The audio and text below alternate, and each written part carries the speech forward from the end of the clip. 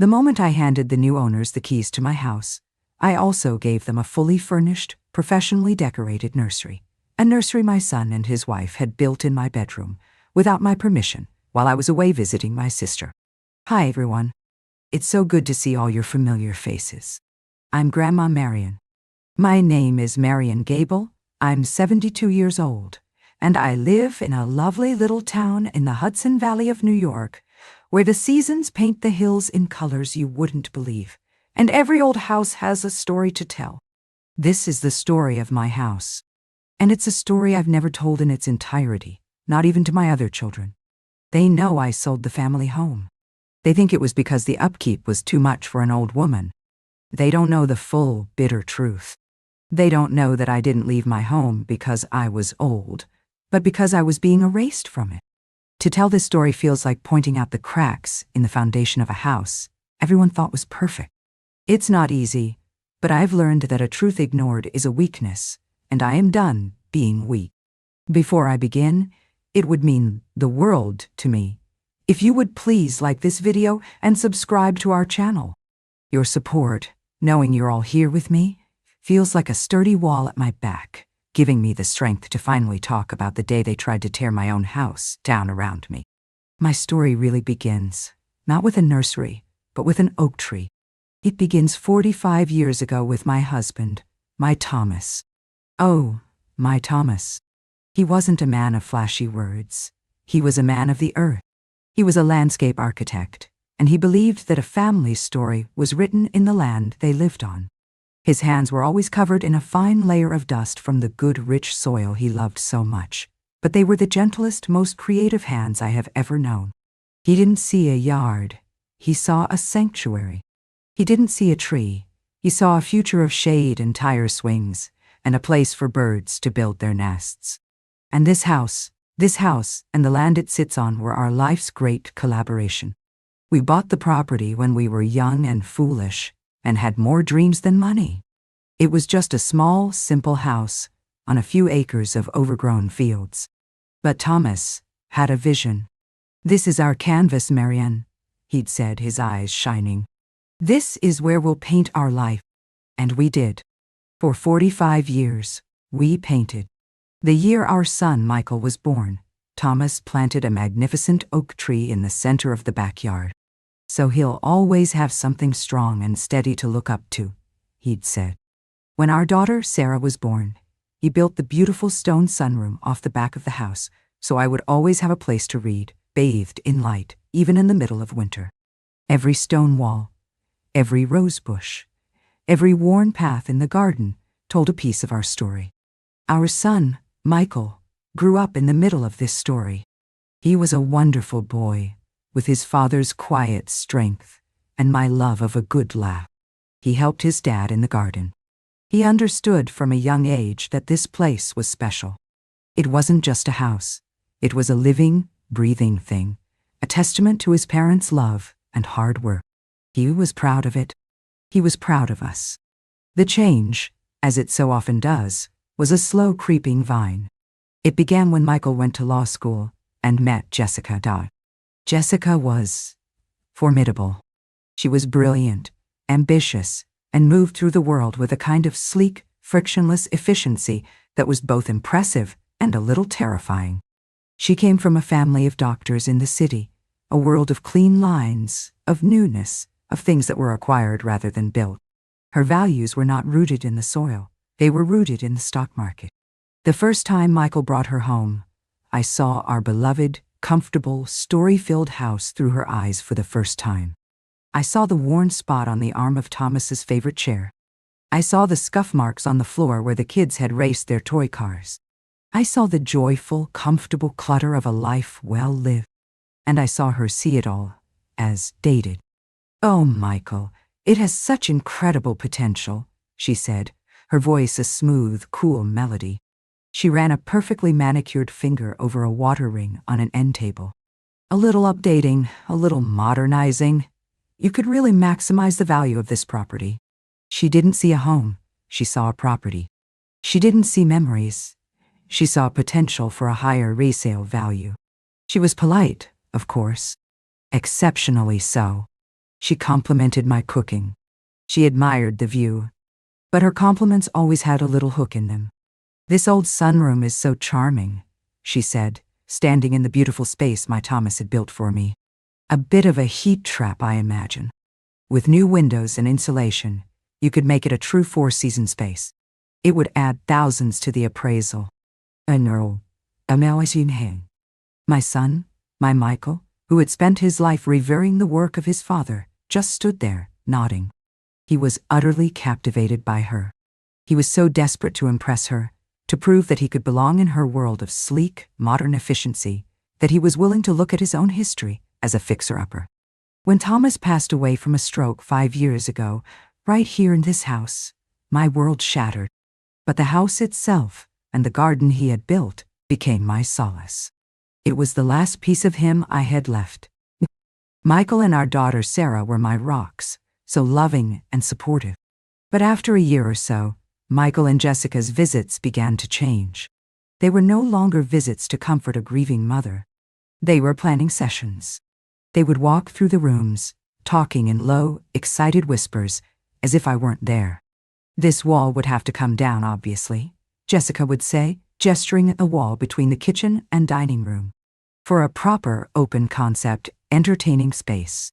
We'd need to completely gut the master bath," Michael would add, his voice full of a new, unfamiliar authority. "Put in a steam shower." They were renovating my life in front of my eyes. The unspoken assumption was a suffocating presence in every room, that this house was no longer my home, but their future asset. I was just the current, temporary resident. A gentle, beloved obstacle they were patiently waiting to remove. When they announced their engagement, and then, a few months later, that Jessica was pregnant, my joy for them was real. But it was tangled with a cold, deep-seated fear. A baby. A nursery. I knew, with the grim certainty of a woman who knows she is being slowly, politely, and ruthlessly pushed aside, that my place in this house, in my own home, was now on borrowed time. I just had no idea how little time I had left. The news of the baby accelerated everything. Jessica and Michael's subtle, long-term campaign to take over the house was suddenly given a deadline and a justification.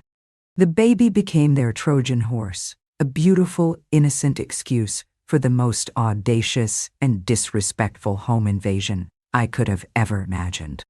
At first, their suggestions were couched in the language of love and concern. "Mom," Michael would say, his voice full of a practiced sincerity that was starting to grate on my nerves. "Now that the baby is coming, we're really going to need more space. This house is perfect. It's the perfect place for our child to grow up, just like I did." Guiding so. He made it sound like a tribute, a beautiful continuation of a family legacy. But I heard the words he wasn't saying. "Your time here is over. It's our turn now." Jessica was, as always, more direct, her cruelty wrapped in the silken glove of practicality. "Marian," she'd say, pulling out architectural drawings and swatches of fabric at my own dining room table. "We've been talking with a designer. We're going to need to start the renovations soon, if we want the nursery to be ready before the baby arrives." She didn't ask. She stated. She wasn't consulting me. She was briefing me on the construction schedule for the demolition of my life. I tried to push back, gently. "A nursery? That's wonderful, dear. But where were you thinking of putting it? The guest room is a bit small, I suppose." Jessica and Michael exchanged a look. It was a look I was coming to know well. A look of weary, patient condescension. The look you give a sweet but difficult child who just doesn't understand. "Well, that's the thing, Marian," Jessica said, her voice smooth as butter. "The guest room gets the afternoon sun, which is terrible for a baby's sleep schedule. And the little office is too far from the master. The only room that makes any logical sense, the one with the perfect light, the perfect size, and the right proximity to us, is your bedroom." "Me." The room went silent. I could hear the ticking of the grandfather clock in the hall, a clock that had belonged to my own mother. They wanted my bedroom, the room I had shared with my husband for 45 years, the room where he had taken his last breath.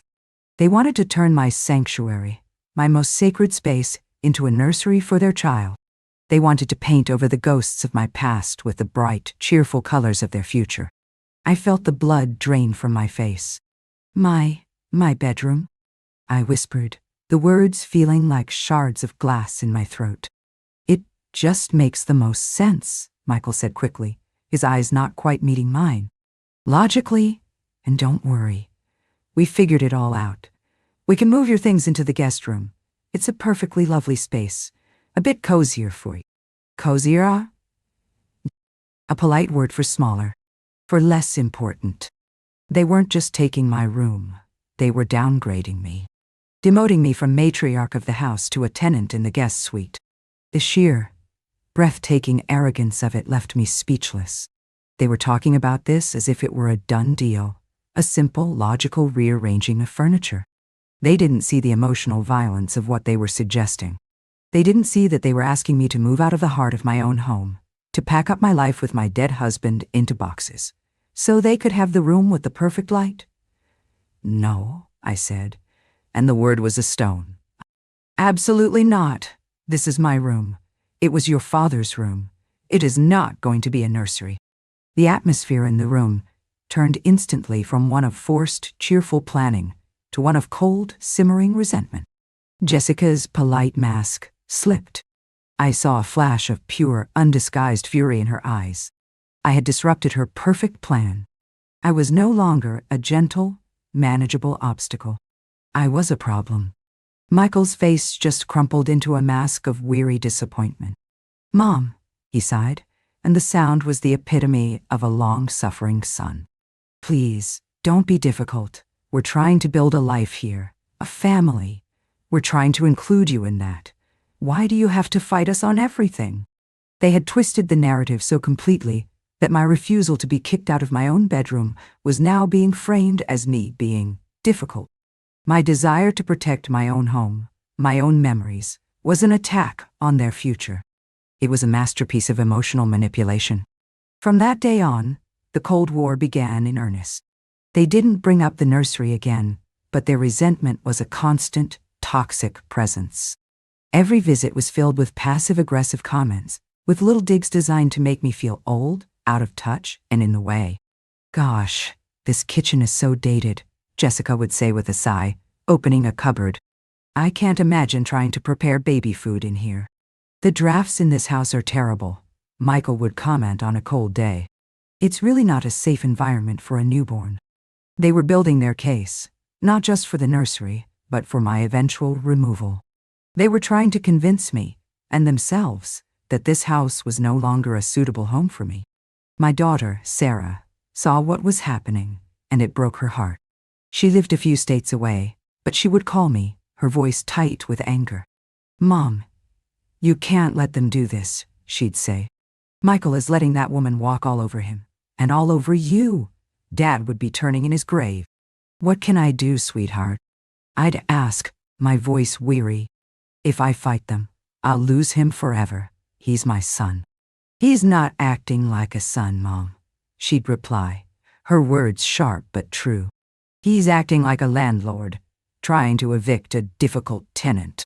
The breaking point, the moment that led to my fatal, foolish mistake, came about a month before the baby was due.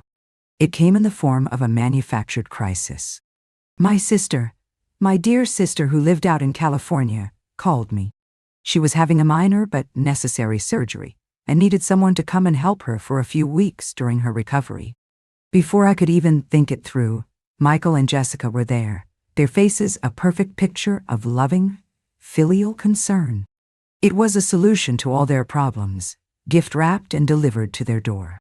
"Mom, you have to go," Michael said, his voice full of a new, urgent energy. "Aunt Carol needs you. You can't say no." "But the house," I started, a knot of deep unease in my stomach. "I can't just leave the house for 3 weeks." "Of course you can," Jessica chimed in, her smile dazzlingly bright. "Don't you worry about a thing. Michael and I will move in while you're gone. We'll take care of everything. The garden, the mail, the whole thing. It will be our pleasure. It will give us a chance to Get a feel for the place. Before the baby comes. Before the baby comes. I saw it. I saw the trap. But I felt utterly powerless to stop it. They had framed it so perfectly. If I refused to go, I was a bad sister. If I refused their offer to help, I was an ungrateful, difficult mother who was rejecting their kindness. They had cornered me. And a part of me, a tired, foolish, hopeful part of me, thought, maybe this will be good. Maybe if they live here, in this house, they will remember. They will feel their father's presence. They will remember what this place is really about. I thought that living inside the story would remind them of its value. Was it my fault? Oh, that's a question that will haunt me forever. I was tired. I was worn down by their relentless campaign. And I missed my sister. All right, I said, the word of surrender. All right, I'll go. The look of pure, triumphant victory that they exchanged over my head was so blatant, so undisguised, that it should have been my final warning. But I was too tired to see it. I packed my bags. I gave them a list of instructions, how to care for the roses, where the fuse box was, the number for the plumber. They listened with polite, feigned interest, their eyes already mentally renovating the walls around me. The day I left, Michael drove me to the airport. You're doing a good thing, Mom, he said, patting my hand as he dropped me at the curb. Don't worry about us. We'll take wonderful care of your house. Well, your house? He had called it my house. That one single word gave me a foolish, flickering hope. I was in California for 3 weeks. I took care of my sister. And every time I called home to check in, Michael and Jessica were the perfect house sitters. Everything is wonderful, Mom, Michael would say. The roses are blooming. We're keeping everything just as you left it. We're taking such good care of your home, Marian, Jessica would add, her voice smooth as silk. You just focus on Aunt Carol. Don't you worry about a thing. They were lying. Every single word was a lie. They weren't taking care of my house. They were gutting it. They were performing an aggressive architectural surgery on my life, and I was 3,000 miles away, completely, blissfully, and stupidly unaware. I came home on a Tuesday afternoon. Michael was supposed to pick me up from the airport, but he had called that morning to say he was tied up in a meeting. He told me to just take a taxi. It was the first little prickle of unease. The taxi pulled up the long driveway to my house. The garden looked beautiful. The oak tree stood strong and proud. Everything looked normal. I let out a breath I didn't realize I had been holding. I had been silly. I had been paranoid. I paid the driver and walked up the stone path my Thomas had laid. I put my key in the front door.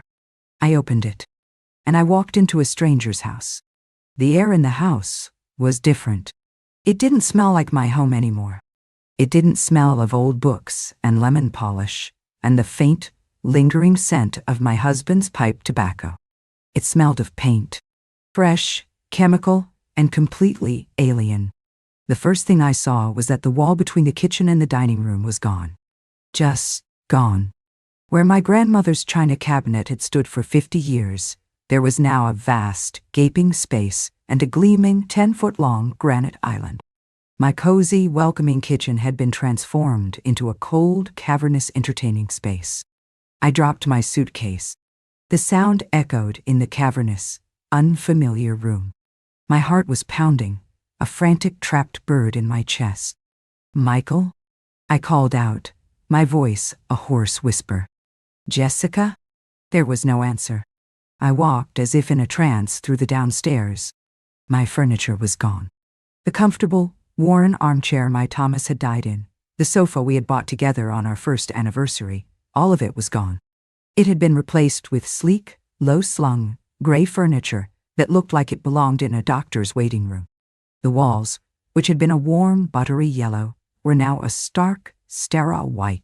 My life, my memories, my very identity had been professionally, ruthlessly, and efficiently erased. A cold, sick dread washed over me. I knew, with a certainty that chilled me to the bone, what I would find upstairs. I climbed the stairs, my hand gripping the banister for support. My legs felt like lead. I walked down the hallway to my bedroom. The door was closed. I put my hand on the cool brass knob, a knob my hand had turned 1,000 times a day for 45 years. I took a deep breath, and I opened the door. It was a nursery. My bedroom was gone. Vanished. The walls, which had been a soft, calming blue, were now a cheerful, nauseating yellow with a border of cartoon animals. My bed, the bed I had shared with my husband for my entire adult life, was gone. In its place was a sleek, modern, white crib. My antique dresser, my rocking chair, the bookshelf filled with my favorite poets, all of it was gone. Replaced by a changing table, a diaper pail, and a row of neatly organized baby clothes. They hadn't just renovated. They had performed an exorcism. They had exorcised me and my husband from the heart of our own home. In that moment, something inside me didn't just break. It went cold. The grief, the shock, the heartbreak, it was all there, a great screaming void in my chest. But underneath it, something else was crystallizing. A hard, clear, and diamond-sharp rage. The quiet, accommodating, peacekeeping mother died in that cheerful yellow room. And the woman who was born in her place was a stranger, even to myself. A woman who had been pushed past the point of no return. I didn't scream. I didn't cry. I just quietly closed the door to the room that was no longer mine. I walked back downstairs. I picked up my suitcase, and I walked out of the house, closing the front door very, very gently behind me. I did not have a home anymore. So, I would find a new one. And then, I would make them pay. I went to a hotel, and from that anonymous, sterile room, I began my quiet, methodical war. My fight back was not going to be a messy, emotional confrontation. Oh, no. They had taught me the power of a quiet, smiling, and ruthless business transaction. They had treated my home as a property, an asset to be improved for resale. Fine, it. I would do the same. The next morning, I did not call my children. I did not call a family therapist. I called a lawyer. The best, most aggressive real estate lawyer in the Hudson Valley. And then, I called a real estate agent. The one whose for sale signs were on all the most expensive properties in the county. I met them both that afternoon in the hotel lobby. I laid out the situation. I was calm. I was clear. I was all business. I want to sell my house, I said, my voice as steady as a rock. I want to sell it immediately, and I want to sell it overjoyed. The real estate agent, a sharp woman named Brenda, looked confused. Is, Marian, a house like yours with a few more updates could fetch a premium. No, I said, cutting her off. Not with a few more updates. With the current updates. The house is to be listed as newly renovated, fully furnished. All of the new furniture, the new appliances, the professionally designed nursery. It is all to be included in the sale price, as part of the contract. Non-negotiable. The lawyer, a man with cold, intelligent eyes, began to smile. He understood immediately. We will need an inventory, of course, he said. I have one, I replied. I pulled out a piece of paper. It was the itemized, multi-page invoice from the designer Jessica had hired. It had been left foolishly on the new granite countertop in the kitchen. It listed every single new item in the house, down to the last $1,000 diaper pail with its corresponding price. Here's the inventory, and here are the receipts, which my son and daughter-in-law so helpfully paid for on their credit cards. They have invested a significant amount of their own money into improving my property. I want to be sure the listing reflects the full value of their contribution. Brenda, the agent, let out a low whistle. This is brilliant. I want a cash buyer, I continued. And I want to close in 2 weeks, before the baby is born. The plan was in motion. And it was a thing of beautiful, brutal simplicity. They had taken my home and turned it into their dream house. So I would sell their dream house, with all of their expensive new things inside it, to a complete stranger. They hadn't just renovated my house for free. They had furnished and decorated a house for a buyer I hadn't even met yet. The house went on the market that Friday. It was listed as a turnkey, designer-renovated estate. The photos, taken by a professional photographer, were stunning. The cold, sterile rooms that had broken my heart looked to the outside world like a page from a design magazine. The nursery was the star of the show. A perfect, sun-filled nursery awaits your new arrival. The listing cooed. It was a feeding frenzy. A cash offer, well over asking price, came in within 48 hours. From a lovely young family from the city, I was told, who were expecting their own baby and were thrilled at the prospect of a fully furnished, move-in-ready home. The contract was drawn up. The inventory of included items was attached. Every stick of their new furniture, every new light fixture, every single blessed cartoon animal on the nursery wall was listed as chattel, part of the sale. And my children? They were living in a blissful, arrogant bubble of ignorance. They knew I was home from my trip. They had left me a series of cheerful, slightly nervous messages. "Mom, welcome home. We're a little busy with a doctor's appointment today, but we'll come over tomorrow to help you get settled in your new room," Michael's message said. They had no idea that I was already settled. I was settled in a hotel suite, signing the paperwork that would detonate their entire world. My moment of confrontation, my final move, came the day before the closing. I called a family meeting. I told them to meet me at the house. I told them to be on time. They walked in, their faces a mixture of apprehension and a smug, self-congratulatory pride. They thought this was the moment I would finally, tearfully, accept my new, diminished role. They saw me standing in the middle of the new, gray living room. I was holding a bottle of champagne and 3 glasses. "Mom," Michael said, his voice cautious. "What's this all about?" "A celebration," I said, my voice bright and cheerful. I popped the cork with a flourish. The sound echoed in the big, empty feeling room. I poured 3 glasses. "I wanted to toast your new life." They exchanged a look of relieved surprise. They thought I was toasting the baby. They thought I had surrendered. I handed them each a glass. I raised my own. "I want to thank you both," I began, my voice ringing with a terrible sweet sincerity. "For your vision, for your hard work. You took my old, dated, memory-filled house, and you transformed it into a highly desirable, market-ready piece of real estate. I could have never done it without you." Their smiles faltered. A look of profound confusion began to dawn on their faces. "And I especially want to thank you for the furniture," I continued, gesturing around the room. "And the new kitchen. And, of course, the beautiful nursery." The new owners were particularly impressed with the nursery. In fact, it's what sealed the deal. I watched their faces as the words sank in. Michael's glass began to tremble in his hand. Jessica's face went completely, utterly blank with shock. "The new owners?" Michael whispered, his voice a strangled croak. "Yes," I said, my smile dazzling. "A lovely young couple from the city. They're expecting a baby, too. Isn't that a wonderful coincidence? They're just so thrilled that you did all the hard work of renovating and decorating for them. Saved them so much time and trouble.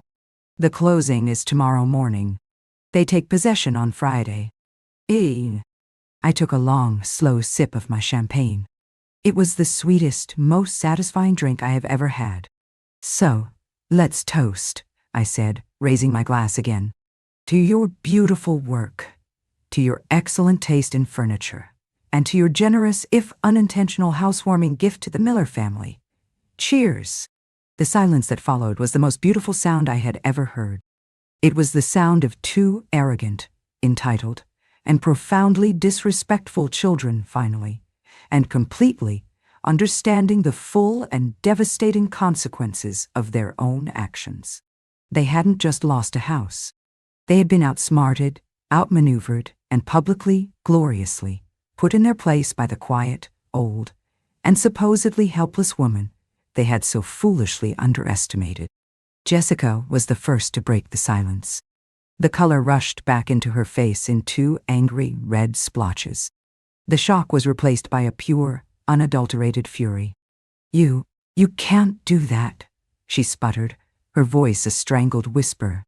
"Our things, our money, the designer. We spent a fortune on this. This is your nursery." "Is it?" I asked, raising a single calm eyebrow. "I don't believe your name is on the deed, Jessica. This was my house. The renovations you undertook without my consent were, in the eyes of the law, a very generous gift. A gift that has now been passed on to the new owners. It was all in the contract they signed and the one I signed. It's a done deal."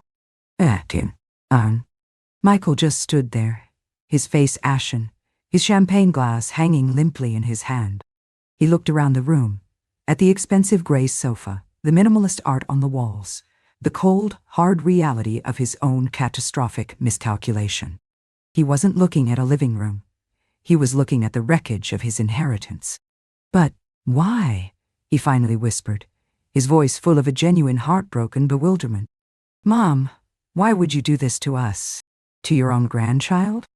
And in that moment, all the calm, cool satisfaction I had been feeling was pierced by a single sharp shard of pain. For him, for the son I had lost. "You think I did this to you?" I asked, my voice no longer bright and cheerful, but quiet and heavy with the weight of his betrayal. "Michael, I didn't do this to you. You did this to me. You and your wife walked into my home, the home your father built for me, and you treated me like an inconvenience.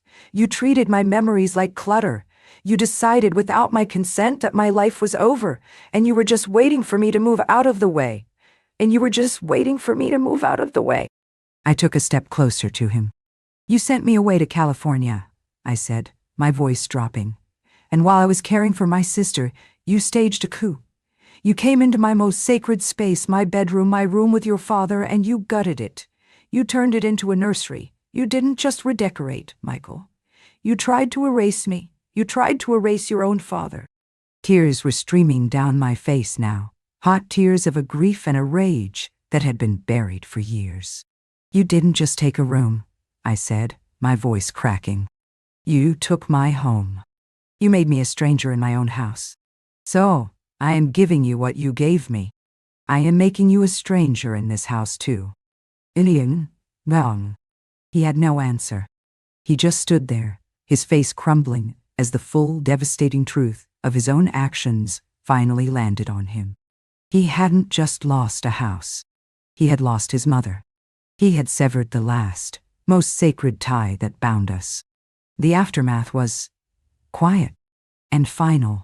There was no legal recourse for them.